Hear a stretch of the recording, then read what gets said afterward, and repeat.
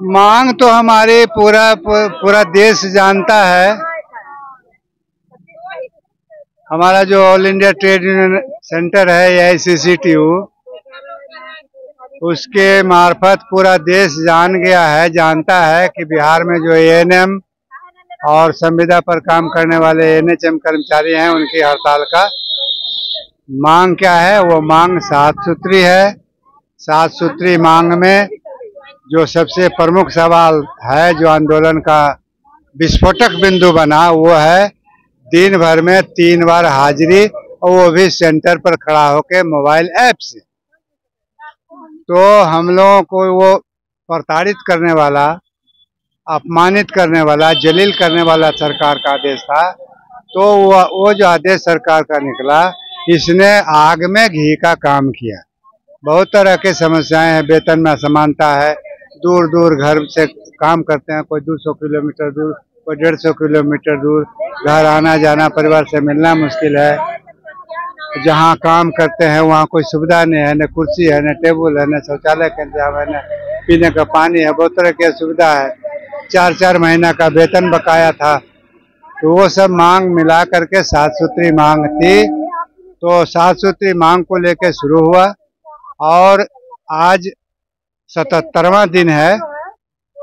तो आज 77 दिन के बाद की अद्यतन स्थिति ये है कि 7 बिंदु में 6 बिंदु को सरकार ने स्वीकार कर लिया। उसमें एक बिंदु जो पेमेंट वाला 4 महीना का था, वो लगभग 99% लोगों का भुगतान हो गया। 1-8% कहीं रुका हुआ है तो किसी दूसरे कारण से। और जो अन्य मांग है, जो 5 अन्य मांग है, उसमें FRS का टाइम टेबल में बदलाव करने की बात है।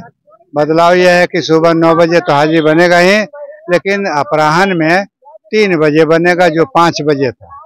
तो हम लोगों ने तर्क दिया था कि भाई अभी तो गर्मी का दिन है, तो 5 बजे थोड़ा प्रकाश रहता है, धूप रहती है, लेकिन अभी से 1 महीना बाद 5 बजते बजते अंधेरा हो जाएगा।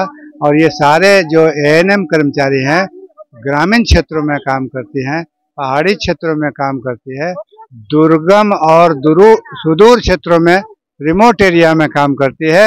ये बड़ा असंभव सा सरकार ने आदेश दिया है, अव्यवहारिक है। न भूगोल का पता किया, न हम लोग के यूनियन के प्रतिनिधियों से बातचीत की।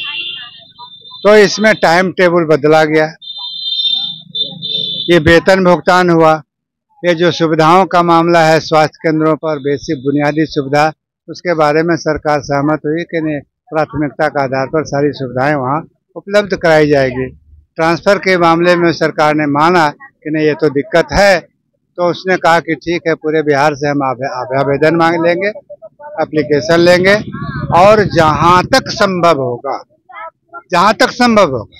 उनके गृह जिला में, मायके या नैहर, जहां वो ऑप्शन देंगे वहां पोस्टिंग किया जाएगा। अगर वो संभव जहां नहीं होगा, मान लीजिए कि पद है 100 को, वहां जाने वाले लोगों की संख्या है 150, तो 50 लोग जो शेष बचेंगे उनको पास पड़ोस में दिया जाएगा, ताकि अपना कर्तव्य भी निभाएं और परिवार के साथ उनका एक जीवंत रिश्ता भी। पहले उनका पोस्टिंग नहीं होता था?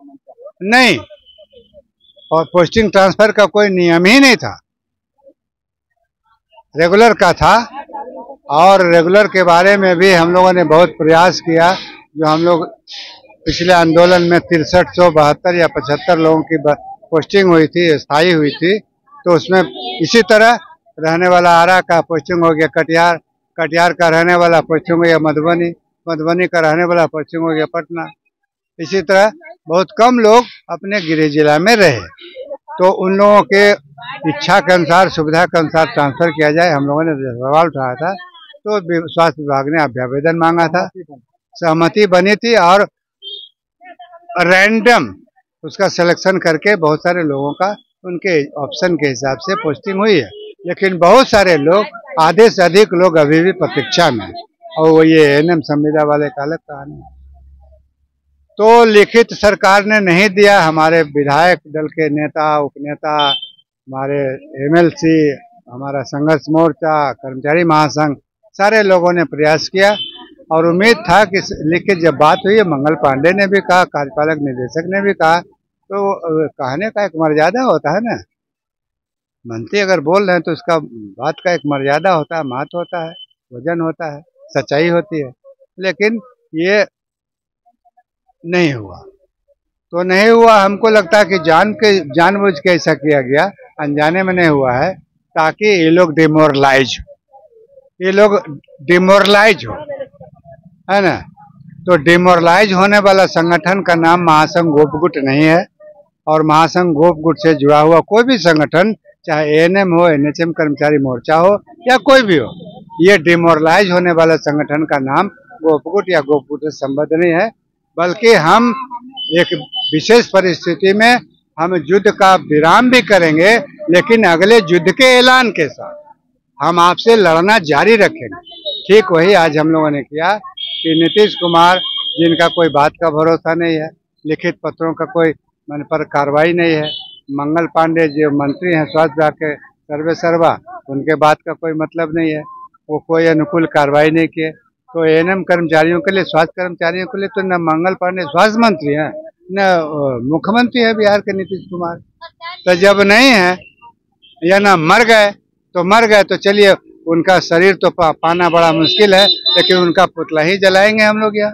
तो आज पुतला जलाए, और पुतला जलाते हुए इस आंदोलन को आज हम लोगों ने सिद्ध करने का ऐलान किया है। ये संकल्प और शपथ लेते हुए कि हमारे ऊपर आपने जिस तरह का अत्याचार किया है, हमारे आंदोलन के प्रति, हमारे मांग के प्रति जो व्यवहार किया है, विद्वेषपूर्ण, दुराग्रहपूर्ण, अलोकतांत्रिक, ये सब हम याद रखेंगे, और इसका एक एक चीज का हिसाब आगामी विधानसभा चुनाव में हम बराबर करेंगे। और हम पूरी कोशिश करेंगे कि आपके जगह पर हम दूसरा नया मुख्यमंत्री बनाएं, दूसरे गठबंधन का सरकार बनाएं, और दूसरा नया स्वास्थ्य मंत्री बने, नया मुख्यमंत्री बने। हम इस हद तक इस आंदोलन को ले जाएंगे, और हमारा संघर्ष अब उसी दिशा में आगे चलेगा।